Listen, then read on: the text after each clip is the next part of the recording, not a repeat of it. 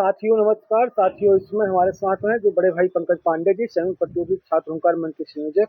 आज उत्तर प्रदेश शिक्षा सेवा चयन आयोग पर आकर के जो यूपी टीजीटी 2022 की परीक्षा होने जा रही है और जो नया विज्ञापन टीजीटी 2026 का आने वाला है, जिसमें इसमें मतलब सोशल मीडिया पे अखबारों के माध्यम से आप लोग को पता ही चला कि मतलब एक गैंग जो है कि टेट के मतलब सपोर्ट में लगातार जो है कि मतलब जो है कि अरे एक्टिव हैं और टेट के नाम पे मोटी-मोटी रकमें उगाही हो रही हैं। उसी को लेकर के हमारे बड़े भाई पंकज पांडे जी आज आयोग में संपर्क किए हैं। सर, आपका बहुत स्वागत है। धन्यवाद। नमस्ते दिनेश भाई। देखिए, जो पुरानी भर्ती है, हम लोग की भर्ती भी आप लोग भी दे रहे हैं। जैसी ये बातें फैलाई जा रही हैं चारों तरफ, ऐसा कुछ भी नहीं है। 2022 की जो पुरानी भर्ती है, उसमें किसी प्रकार का कोई भी टेट नया प्रदेश कुछ भी नहीं आएगा। टेट उसमें कोई लागू नहीं होगा। आप लोग जो भी भर्ती की तैयारी कर रहे हैं, जो पेपर देने जा रहे हैं, उसको सीधा-सीधा अपनी तैयारी करिए और पेपर दीजिए और आगे बढ़िए। रही बात की अफ़वाहों पे, तो आप लोग आयोग द्वारा भी ये बात कही गई है, स्पष्ट रूप से कही गई है कि आप आयोग की साइट पे लगातार अपडेट रहिए और साथ में कुछ जो फैक्चुअल अपडेट आपकी यूट्यूब देते हैं, जैसे परिहार जी दे रहे हैं, स्टडी विद दिनेश जी के साथ आपकी बातचीत हो रही है या अन्य कुछ लोग दे रहे हैं, तो उनको फैक्ट को सुनिए और क्रॉस चेक ज़रूर करिए, क्रॉस वेरीफाई ज़रूर करिए। भई आप लोग भी शिक्षक बनने जा रहे हैं, तो कुछ इतनी जानकारी होनी चाहिए। कोर्ट कचहरी के चक्कर में या कोई ये बात कह दे कि नहीं-नहीं इसमें भी टेट लागू है, ऐसा कुछ अभी नहीं है। 2022 की पुरानी भर्ती में ऐसा कुछ भी नहीं होने जा रहा है। हाँ, नई भर्ती में एक शक बना हुआ है, राज्य सरकार के आधार पे ये समझा जाता है कि शासन कोई ऐसा निर्देश बड़ा न दे दे तब तक के लिए, क्योंकि कोर्ट ने अभी आधा-अधूरी वाली बात में स्थिति में है। हाँ, कोर्ट कचहरी की जो लोग वहाँ बात ले जाते हैं, वहाँ पे बातें रखते हैं, पिटीशनर बनते हैं या कभी मर्सी पिटीशन बेस पे जाते हैं या कुछ लोगों को लाभ देने के लिए या पिटीशन बेस पे लाभ मिलने को लेकर के याची के क्रम में, तो ये एक अलग लड़ाई है। लेकिन फिलहाल में 2026 की नई भर्ती अपने जिन नियमों पे आएगी, उन्हीं नियमों पे लागू होगा। बस इतना ध्यान रखिए कि अगर नई भर्ती आती है, नई भर्तियों में एक जो बड़ी समस्या आने की संभावना देखिए, एक ऐज वाला मैटर फँसने की चांसेस लग रहे हैं। बीएड वालों के साथ एक बड़ी समस्या आने जा रही है पीजीटी में। ऐसे तमाम उन समस्याओं को तभी हम लोग ज़्यादा बेटर कर पाएँगे जब आप लोग निकलोगे। अच्छा, आप आप लोग सेवा आयोग संपर्क किया जी, था। जी, जी। एचईओ का सिलेबस अभी तक नहीं आया, बहुत लड़के कमेंट आ रहे हैं तैयार है और सिलेबस, एई का अगले जो है कि आपके इसी मंथ के अंतिम के पहले आ जाएगा। एई का हाँ, एई का रिज़ल्ट की मैटर की बात है। एई और क्या नाम है अदर्स रिज़ल्ट की मैटर को लेकर के प्रक्रिया में है, वो बातचीत चल रही है। वो एक अलग फैक्ट है, वो अलग प्रक्रिया के साथ बातचीत हो रही है।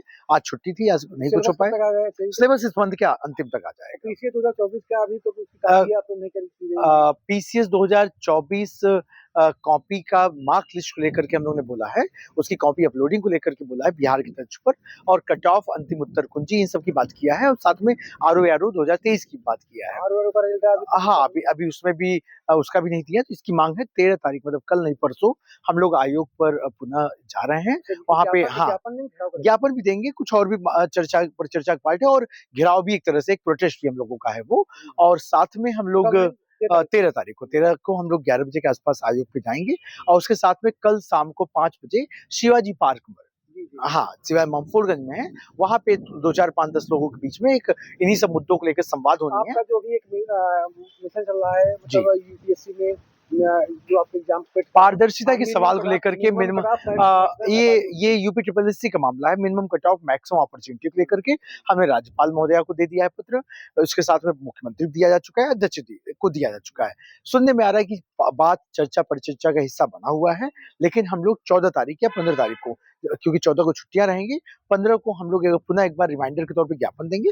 उसके बाद आगे की प्रक्रिया देखेंगे हम लोग क्या कर सकते हैं। लेकिन मूल रूप से हम लोग को जो मूल अभी बात है यहाँ पे टीजीटी पीजीटी 22 को लेकर के, उसमें किसी प्रकार की कोई नई तकनीक नहीं आने जा रही है।